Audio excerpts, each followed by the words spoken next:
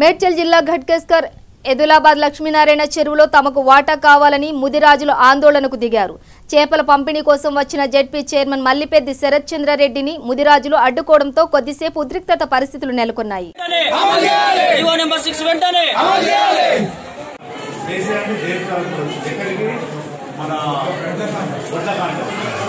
నేను అక్కడికి వెళ్ళి ఇక్కడికి వద్దామనే ఆలోచన ఆయన 15 నిమిషాలు ఆయన కూడా ఒకసారి వడ్లగడ్డ కానీ ఎవరు వచ్చిందో నాకు తెలియదు. మన ఇళ్ళకి వెళ్ళి వాళ్ళు వచ్చి చేసి కూడా మాట్లాడి పోయాడు.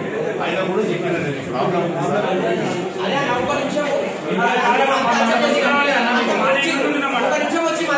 సమస్య తెలియదే ఉంటా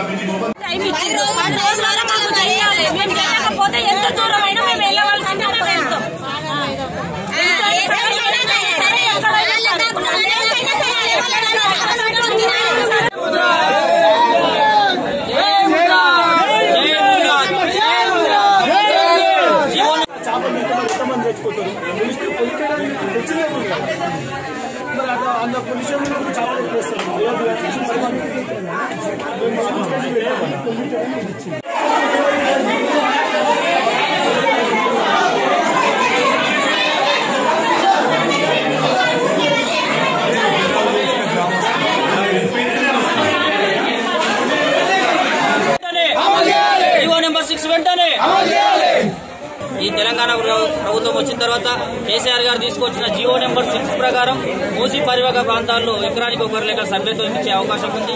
అయినా కానీ అధికారులు ఇవ్వడం లేదు. మా ఆదిలాబాద్ లో 778 ఎకరాలుండగా 293 మంది గంగపోతులు ఉన్నారు. మిగతా 448 మంది సభ్యులు చేరడానికి అవకాశం ఉండి కూడా మాకు ఇవ్వకుండా దాటవేస్తూ మమ్మల్ని 4 సంవత్సరాలుగా తిరగని ఆఫీసు లేదు, తిరగని మినిస్టర్ లేదు.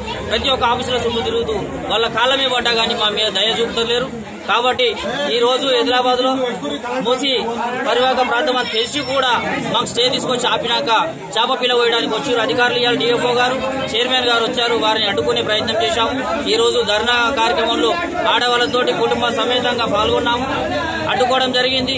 10 రోజులలో మీ సమస్య కొలిక్కి తీసుకొస్తామని చెప్పి ఈ రోజు చెప్పాడు మన డిఎఫ్ఓ గారు, చైర్మన్ గారు చెప్పారు. దీని తర్వాత 10 రోజులలో ఈ యొక్క సమస్య కొలిక్కి రాకపోతే మేము ఎంతకైనా కానీ వెళ్ళడానికి సిద్ధంగా ఉన్నాము. మా యొక్క సభ్యత్వాలను ఇచ్చి మా కుటుంబాలను కాపాడాల్సిందిగా ప్రభుత్వాన్ని డిమాండ్ చేస్తున్నాము. మా యొక్క ప్రతి ఒక్క ముదిరాజుకు సభ్యత్వం ఇప్పించి మాకు తోడ్పడాల్సిందిగా, మా జీవితాలు మార్చాల్సిందిగా ప్రభుత్వం మీద మేము డిమాండ్ చేస్తున్నాం.